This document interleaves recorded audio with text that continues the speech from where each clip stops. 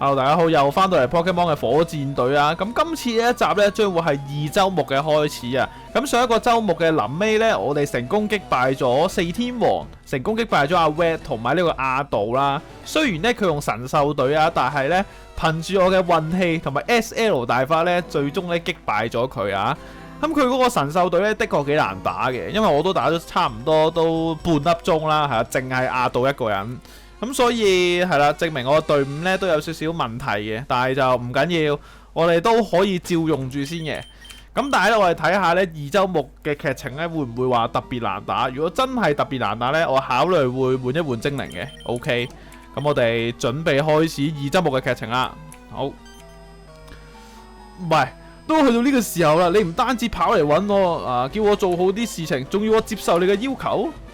亞道，你已經失去咗咧對局面嘅掌控啦，我勸你冷靜啲。亞道落咗嚟喎，如果你想咧保留咧部分特權同埋權力啊，就必須滿足以下嘅條件啊。想辦法咧令阿 Red 咧將冠軍頭銜交出嚟，並且將其咧從冠軍名單咧除名。我要令大木呢一個嘅實驗品咧徹底出局啊，將佢打發到咧偏僻嘅地方，然後話俾媒體聽佢正在咧進行某種秘密嘅訓練。咁樣我就可以咧俾阿 Green 咧擔任現任嘅冠軍，仲有阿亞道，唔好試圖咧作出任何不利於我哋嘅舉動啊，否則咧佢會向我哋通風報信。呢個都係為你好嘅，希望你唔好做蠢事。你哋仲要咧宣佈咧火箭隊已經徹底解散，咁樣做嘅目的咧係為咗咧令任何火箭隊成員喺被發現嘅時候咧都要被當作普通公民去到看待，允許佢哋咧正常進入商店。點啊！最後咧，你哋要咧將西爾法公司以及關東地區其他小商戶嘅稅收咧削減80%，唔好再吸老百姓嘅血啦，亦都唔好諗住咧再用變相勞役嘅手段咧壓迫佢哋。就係呢一啲啫，記住啊，只要有一個咧不當嘅舉動，哪怕只係有少少奇怪意圖嘅跡象咧，成個關東地區都會知道名人堂發生嘅事啊！依家即刻同我躝！冇嘢講喎，亞道成為過街老鼠喎！依家老大，你覺得我哋咧同嗰種人傾合作真係合適咩？我哋係咪應該？蘭斯，我明白你意思，但係關東地區咧仲未準備好咧消化呢一切嘅，依家咧需要嘅係咧重新穩定局勢，而唔係再來一次咧搞到天翻地覆嘅新革命，等呢一個嘅地區咧更加混亂啊！目前亞道咧已經咧被我哋控制住啦，再加上新開出嘅條件咧，我相信一切咧都會慢慢好轉嘅。VV， 你喺名人堂咧展現咗超凡嘅訓練加實力啊！50年咧都難出一個好似你咁嘅奇才啦。只有你呢啲人咧先可以打敗亞道嗰股咧勢不可當嘅力量。好在我哋將雷公、炎帝、水軍咧都送翻去成都地區嘅自然棲息地啊！希望唔好再出現咧好似亞道嗰啲咁嘅癲佬啊！又諗住咧將佢哋捉起嚟啊搞事情。VV， 我哋終於實現咗咧火箭隊成立嘅初衷啦，將關東地區從亞道嘅魔掌咧解救出嚟。你呢件事咧居功至偉，所以我同阿波羅、安雅一致決定咧授予你關東火箭隊最高職位。哇！最高職位即係咩啊？最高職位咪即係最高幹部？我哋終於換衫啦嘛，被升職為高級幹部。哇！但係勁樣衰喎呢件衫，我想講。VV 火箭隊咧就係你個屋企啊！你一路咧過五關斬六將，用實打實嘅本事咧贏得如今嘅地位啊！呢個係對你喺聯盟中英勇功績嘅嘉獎，請收下呢份心意啦。佢雖然咧只係象徵，但係你喺咧名人堂創下嘅傳奇，係千金不換嘅無上榮耀。100萬啊！VV 仲有件事咧要同你講啊！你都知道咧，我哋成功咧將急凍鳥、閃電鳥、火焰鳥嘅 DNA 咧複製咗出嚟，並順利咁咧培育出一模一樣嘅 copy 精靈。頭一批嘅黑龍出嚟嘅精靈咧，必須先俾你啊！畢竟呢件事咧都係全靠你嘅啫。哦，咁我就獲得3聖鳥啦。OK，VV 要唔要咧將佢哋咧納入呢個隊伍咧，就睇你自己啦。呢種級別嘅精靈咧，你完全可以駕馭到嘅。而家火箭隊咧即將咧正式踏入上立以嚟咧第2個旅程啊！我哋要深入精靈世界嘅每個角落，揭開佢隱藏嘅秘密，不斷突破咧精靈潛力嘅世界嘅邊界，向住前人未知嘅領域進發。當然啦，超夢咧依舊係我哋嘅重點目標啊！佢仍然係需要控制嘅威脅啊！但係依家咧並唔係咧叫你參加。喺你完成呢一切之後咧，確實應該好好咧放個假啦，俾自己啲時間咧慶祝成果，消化呢一路嘅收穫，再去迎接下一個更具挑戰嘅新目標咧。VV， 仲有啲咩咧比起七之島更加適合度假呢？係你嘅故鄉啊！依家你可以咧好好咧行下島啊，將佢哋嘅秘密咧都探得一清二楚。聽講嗰度唔單止有厲害嘅訓練家，連動植物都同成都地區好相似。有咗呢個咧，你就可以合法搭船啦。坐喺枯葉市嘅海烈焰馬號，七彩通行證。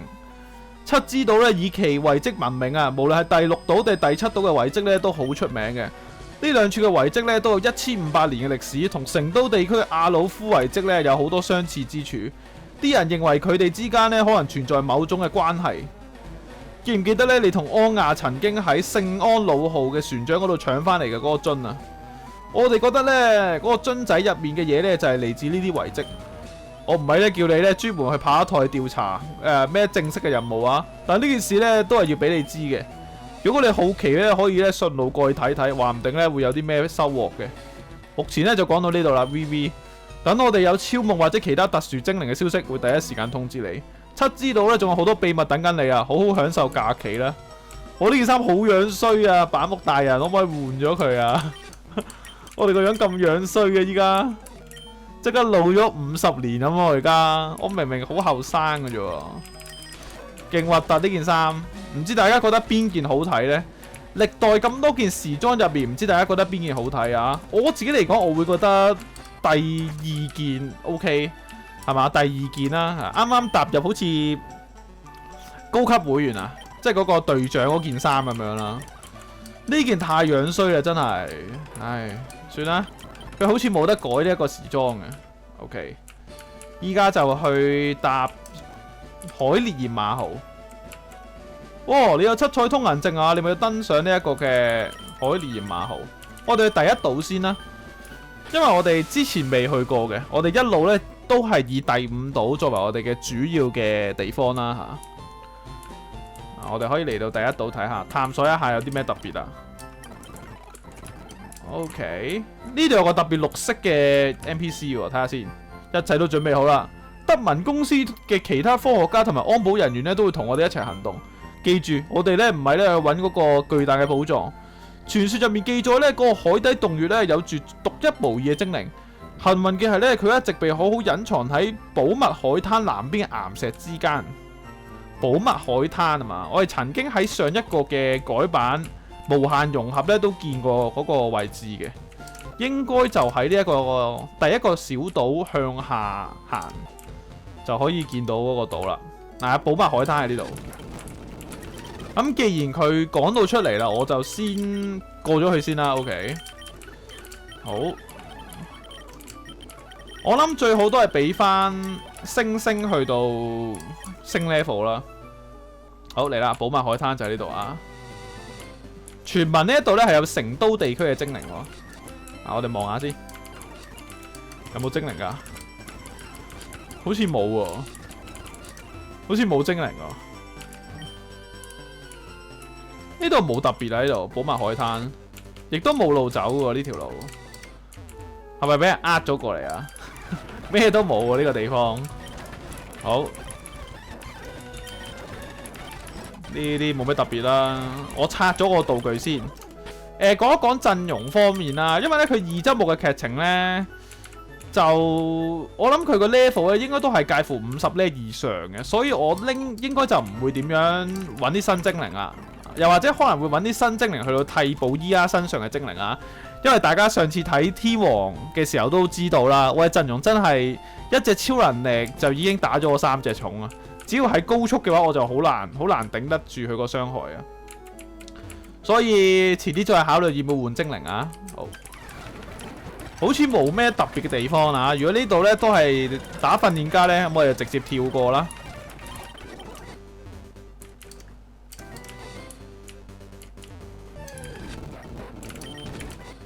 向上行呢一度咧，都係同本身一支島冇乜分別啊，都係嗰啲精靈。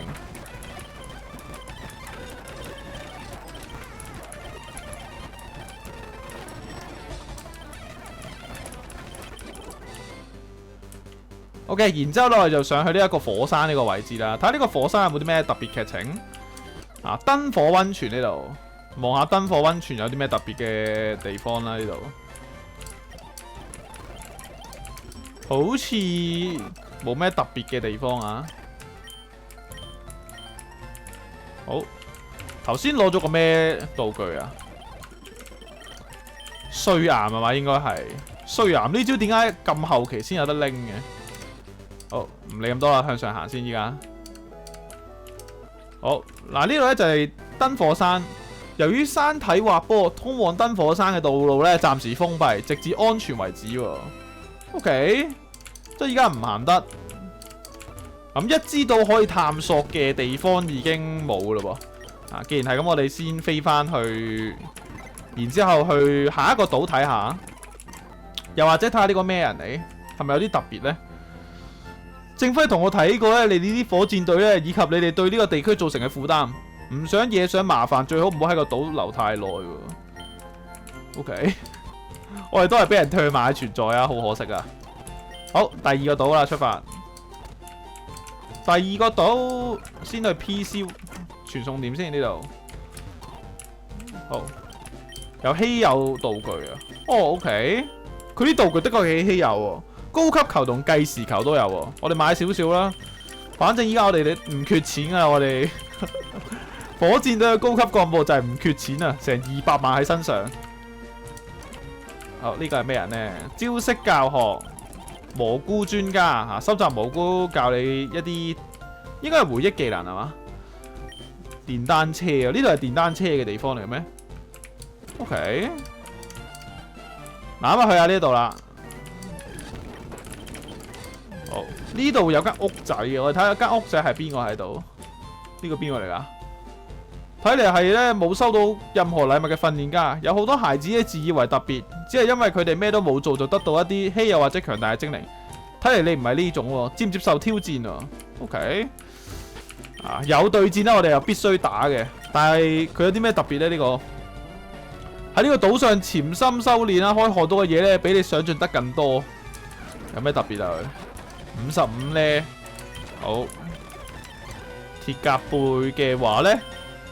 寶石海星啊，跟住就用轟天雷，冇中，再嚟，好緊鬼，好叉字腹，咬佢，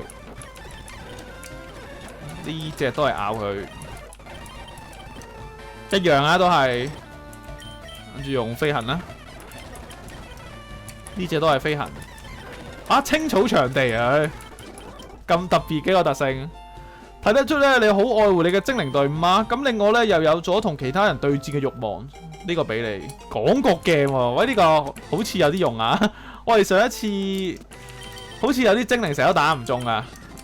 啊邊個啊？寶石海星啊，佢招打雷，成日都打唔中啊！打天王嘅時候。然之後第二島呢度好似冇咩特別喎。啊，可以探索嘅地方好少啊，兩間屋都睇過，似乎冇咩特別嘅 NPC 啊。好，睇埋個 PC 有冇特別先。OK， 冇特別。嗱咁，既然係咁啦，我哋試下由第二島。咦？唔可以靠近啲水流喎。OK。仲有好多個島喎，我哋試下去第三島睇下啦。咁佢好似冇咩地方喎。頭嗰3個島冇劇情嘅。直接去個森林度睇下呢度。OK，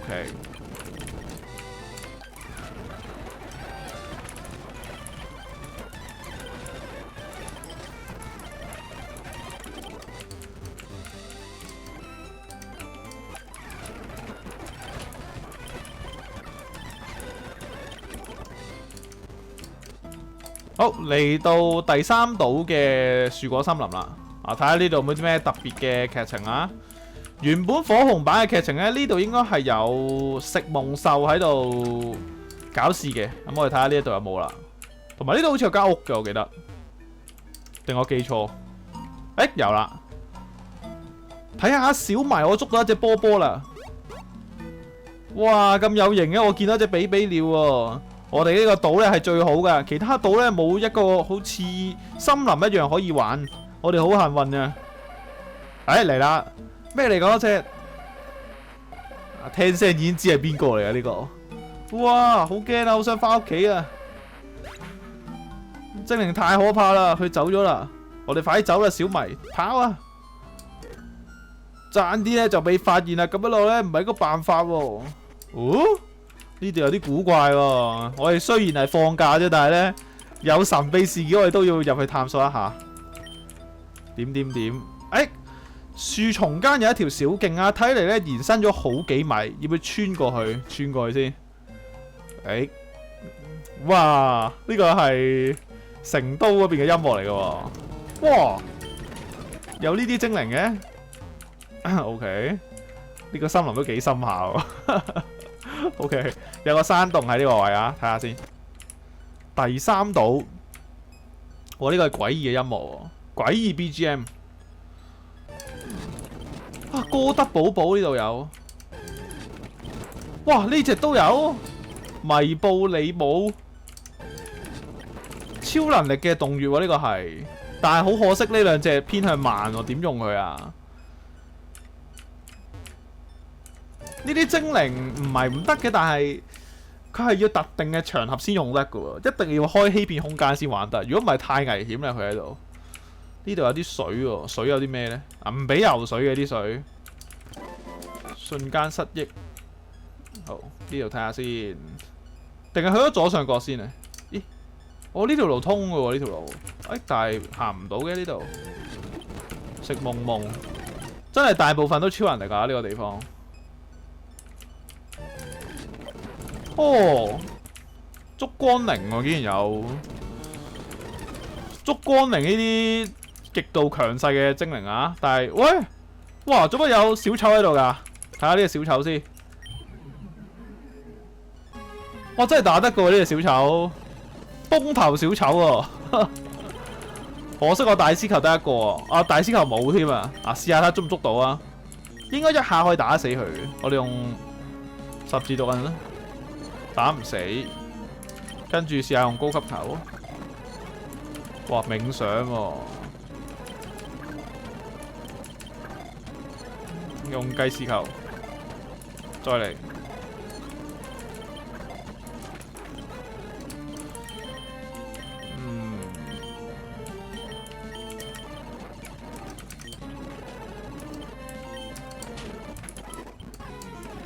誒？我打死咗佢一次之後呢，佢都係會喺度嘅，咩意思啊？即係我一定要捉佢啊，定還是就算捉唔捉佢都冇所謂啊？我哋得閒先再翻嚟搞啊呢個，因為佢唔屬於劇情，佢屬於神獸，屬於神獸嘅嘢，我哋唔特別搞住啊。我得閒自己再捉啦呢度。神奇糖果點解會究極異獸會喺度嘅？同埋佢個特性好似都有異獸提升嚟嘅。有啲詭異嘅地方啊！呢度無端端會有隻究極異獸喺度。OK， 揾唔到一條路喎，而家行嚟行去都係嗰啲路嚟嘅。呢個係嗰個小丑啊嘛，係呢個係嗰個小丑。揾唔到一條新嘅路喎，唔通佢唔係關於劇情嘅事嘅？嗱，呢度有條新路，呢度有條新路啊！我哋向右下角行睇下，圓形護符係咩嚟㗎？哦，精靈培養屋嘅嗰個護符，呢個係全國圖鑑嘅護符喎，我印象中記得係，應該係呢度啦。劇情條路咁彎曲，呢度係咪又有另一隻神獸啊？呢度落樓梯，唔落住啊！呢度向左手面睇下先。係啊，呢一個 BGM 咧，佢有啲精靈喺背後喺度嗌。呢條路係咩嚟㗎？呢條路有條樓梯，但係咧就冇得行。哇！做乜呢度有個鬼屋定咩道館？門係關上嘅喎。呢個地方咁似嗰個咩正輝屋企個位，嗰個地形。好。嗱，乍眼睇咧，佢個道館應該入唔到啦。我哋落樓梯啦，應該得呢條路可以行嘅啫。第3島，有啲咩特別呢？究竟有啲咩神奇嘅事件等緊我哋？呢度有個窿，呢度又有一個窿。好，食夢獸嘅洞穴喎。喂，揾到你啦！哦，點解會咁㗎？40年嚟咧都冇人發現過呢個地方喎。你見唔見到咧嗰隻食夢獸攻擊孩子啊？不過你唔係呢度嘅人係嘛？樹果森林咧，依家對島上嘅居民嚟講咧，已經係個被遺忘嘅地方。但以前咧並唔係咁嘅。哦，原來你係關東嚟㗎，關東地區。哦，你可能唔信啦，但係好耐以前咧，我曾經係嗰度嘅道館館主。當時紫淵鎮咧仲有道館啊！我同谷子咧曾經係嗰個唯一使用幽靈同超能力屬性精靈成為地區冠軍嘅導師，門下最優秀嘅弟子。至少咧喺呢度之前啊係咁啊。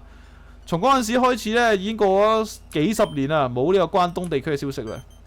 谷子成為咗4天王，估唔到咧佢竟然咧仲堅持緊，睇嚟咧唔淨係得我一個咧喺度抵抗歲月嘅侵蝕啊！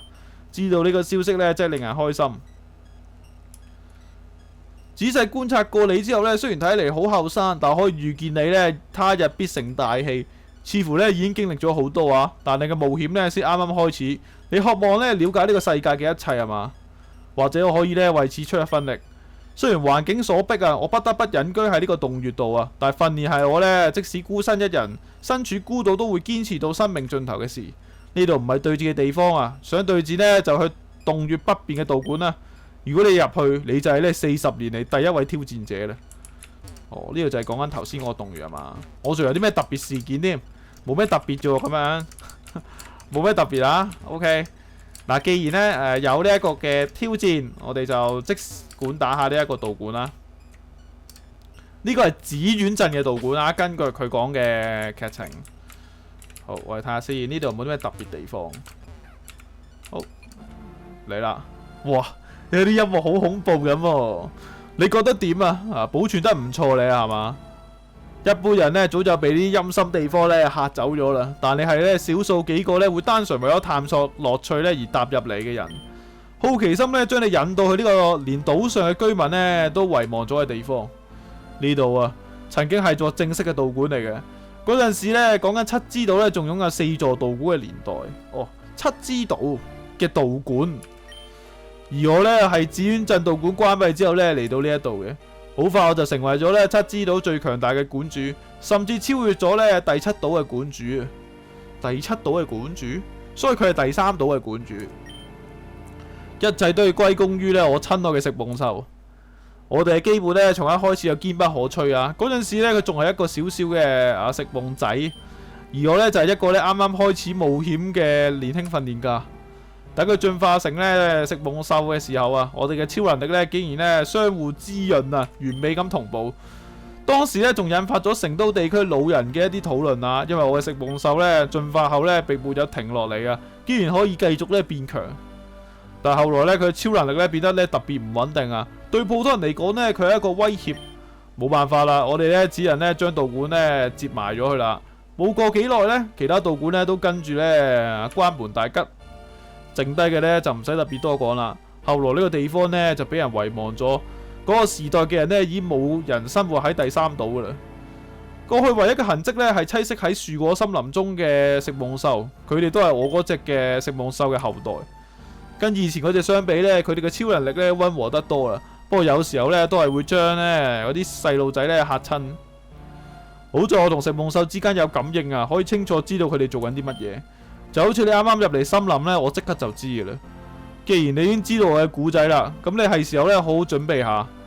呢個唔單止係為咗即將到嚟嘅對戰啊，亦都係為咗破解呢個道館嘅謎題。仔細睇住啦。你必須同門互動並回答佢哋嘅問題先可以前進。如果答錯咗咧，你依然可以前進嘅，但係必須咧進行戰鬥。一旦你咧回答正確，門就會消失，你可以繼續前進。如果中途離開，就要從頭開始，因為門會自動重新出現。呢個好易理解啦。仲有件事你要知道咧，呢啲問題咧都係專門為每個人咧量身定做。我哋食夢獸咧有一個特質啊，就係咧可以預見未來，至少咧係一部分嘅未來啊。佢仲可以咧憑感知其他人嘅氣息啊，了解到佢哋嘅生活經歷。會利用呢一點咧測試挑戰者啊，強迫佢根據見到嘅內容咧嚟説出自己嘅認知。因為咧有啲咩咧可以比眼見為實更加能欺騙我哋呢？ OK， 佢講嘅意思咧即係話咧我哋要解謎。呢個唔單止淨係一個普通挑戰啊。OK， 我接受你嘅挑戰啦。鬼師通同緊鬼係紫苑鎮僅有嘅幽靈屬性嗎？紫苑鎮僅有的幽靈屬性精靈，諗下先。鬼係應該係嘛？是。你答錯了，驚動了野生精靈。哇 ，OK， 冇問題啊。呢題唔係是咩？呢題我以為係喎。仲有邊隻鬼係啊？佢唔係講緊格拉係嘛？哦，做嗰隻幽靈係咪 ？OK， 我哋試下呢度退出，係咪真係會？係喎，真係會重置翻喎？否？答啱咗，但係你根本咧亂估啊！你根本唔識關東地區除咗嗰3隻以外嘅幽靈屬性。不過你都係感覺到啲咩俾人隱藏住係嘛？再翻紫苑鎮睇睇啦，嗰度肯定會有咧你冇發現嘅事嘅。我咁話，佢講嘅幽靈屬性一定唔係正常嘅幽靈嚟嘅，一定唔係正常幽靈啊。OK， 嗱呢度有本書喎，啲書冇得讀嘅。OK， 啲書都係冇得讀嘅。佢應該有某啲地方先至可以入去啊，即係得呢度門。真正嘅關東冠軍就喺呢間房裏邊否？答啱啦！真正嘅關東冠軍呢，既唔喺聯盟，亦都唔喺白銀山。依家呢一個冠軍頭銜呢，就係個空架子嚟嘅，早就冇咗當年嘅威風同意義啦。呢啲就係講緊佢嗰啲對以時嘅慨嘆啦。好，啲書就唔使讀噶啦。如果佢啲書要讀咧，都幾麻煩啊。好，嚟啦。西爾佛公司嘅總部大樓同埋滿金市嘅播音塔，超越咗關東同成都地區所有其他嘅人造建築嗎？西爾佛同埋滿金市嘅廣播塔，超越咗大部分人造建築。據我所知，人造建築嚟講，應該係搭否啊嘛？遺跡嗰啲計唔計啊？希魯夫嗰啲，又或者係燈塔，我哋搭否或者搭是試下。感覺上頭先兩題搭否，今次搭是，唔啱喎，答錯啦！嗰個榮譽咧，早就屬於咧一處更為神聖嘅地方。紫苑塔啊，唔通係佢講嘅更為榮譽嘅地方係咩啊？估唔到佢好多答案都係否喎。依然有呢隻珊瑚咬佢，係得呢隻咬唔死嘅，因為佢嘅防禦太麻煩啦。好，我到啦，最後一個中之塔係一場大火咧燒毀咗，不過成都地區仲有另外3座寶塔，至今仍然延續住嗰個地區嘅靈氣，係唔係？寶塔，成都地區咧有3個塔。有3個塔咩？一個係鈴鐺塔，一個就係隔離嗰個塔，一個就係喇叭牙塔，仲有多個塔咩？我哋答否啊！呢度答錯，你話只有2座吉近市同圓珠市嘅答錯啦。我覺得我要答另一個答案，睇下佢會講啲咩喎。其實我有啲想知道喎。OK， 既然係咁，我哋撈翻 save， 然之後睇下佢會答啲咩問題啊？呢度，哇，會唔會唔夠打㗎？應該唔會啩？哇，佢隻吸本小丑都幾煩喎。OK， 我哋撈翻 save 睇下佢個答案啦。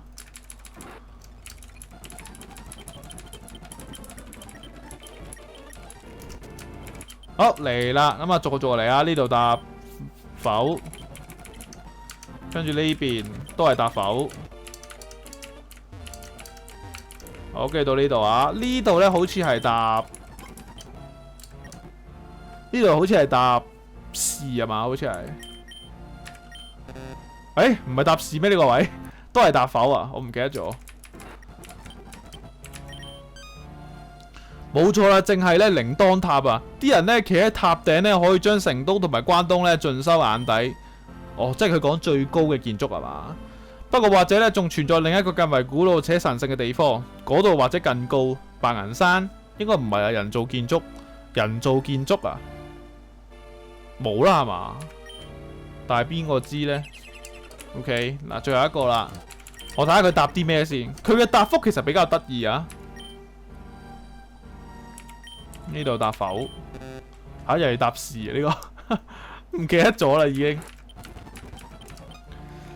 答啱啦。不過呢，我幾好奇，你究竟有冇諗過呢？呢個對你認知入面成都地區究竟意味住啲咩呢？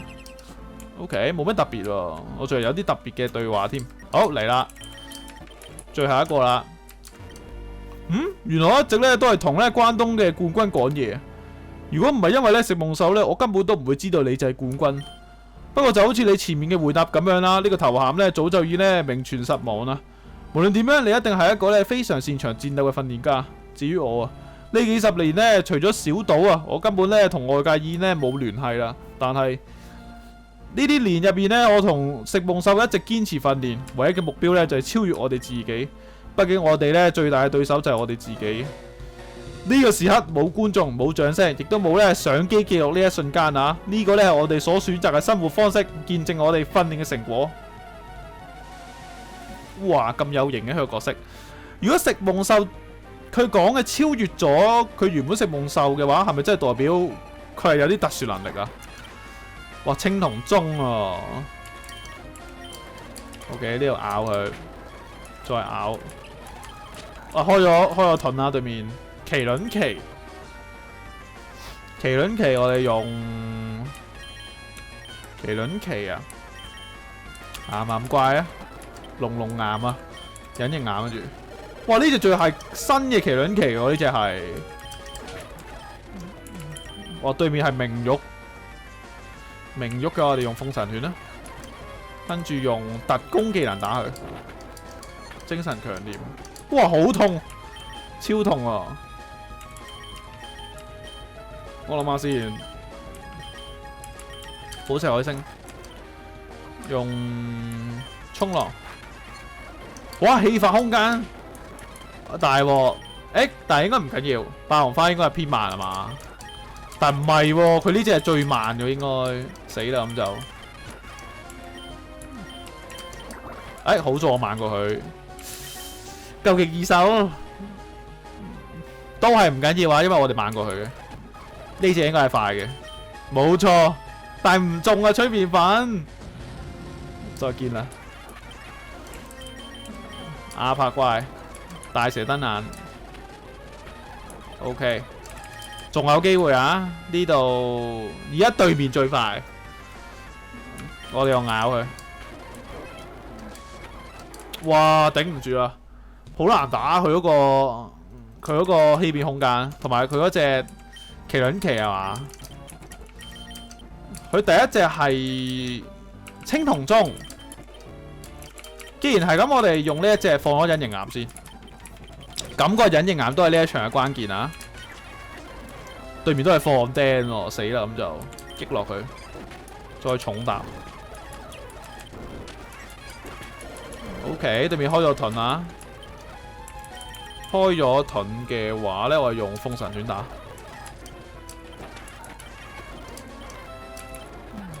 麒麟旗跟住用神速。個盾完咗未啊？好似未完啊嘛？未完啊，但係驚咗。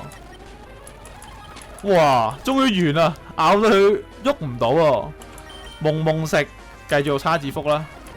好危險啊！精神場地，死啦！咬，預知未來，預知未來啊！飛翔，欺騙空，哇走啦！欺騙空間嚟啦！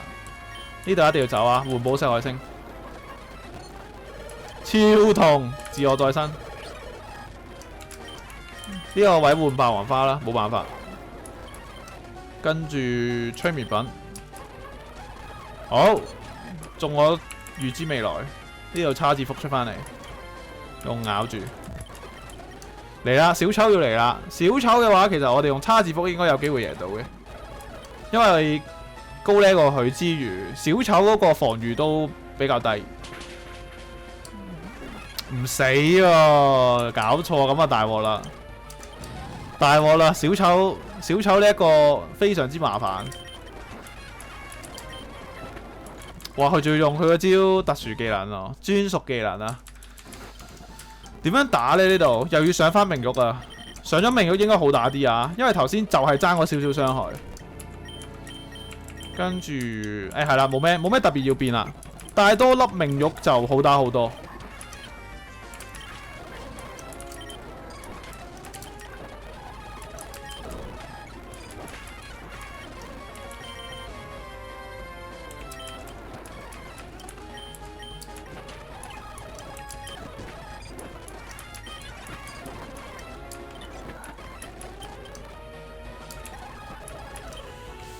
麒麟旗呢度用火密弓都冇乜用啦，因為佢開咗雙牆啊。然之後咧佢有光之黏土啊，所以個牆咧會維持好耐好耐。呢度我哋用亞柏怪先，跟住用大蛇燈眼。對面開咗欺騙空間，我哋要走噶啦呢度，換寶石海星。超痛！哎呀，大鑊啦！光牆消失咗。咁可以打佢，但係咧欺騙空間仲喺度，霸王花啦出。呢度用精用吸收，哇搞唔掂喎真係，佢嘅欺騙空間好麻煩啊，跟住秒住個喎。OK 完咗啦欺騙空間，但係我都有機會完啦。預知未來，預知未來呢招技能。喺呢個時候好麻煩啦，我冇晒重，都爭啲，仲要再開氣空，完啦要。哦，真係啊，呢隻食夢獸係有個形態喺度噶，暫時贏唔到啊！我哋第二週目第一個敵人都打唔贏啦，佢欺騙空間比較麻煩，然之後好硬淨啊，我啲重打唔贏啊，我要諗一諗先點樣打贏。OK， 我哋再試一試打呢一個嘅訓練家啊！咁首先呢，已知嘅地方就係呢二週目嘅 AI 咧特別強嘅，你可以見到呢，佢青銅鐘呢係去到中途先會開光場呢一啲嘢嘅，所以佢 AI 我諗佢應該係有教過嘅，如果冇理由咁勁嘅佢。但係睇下用完一招密攻技呢，佢先至用反射壁再開光場。咦？佢今次開咗反射壁冇開光場，對面仲有麒麟旗。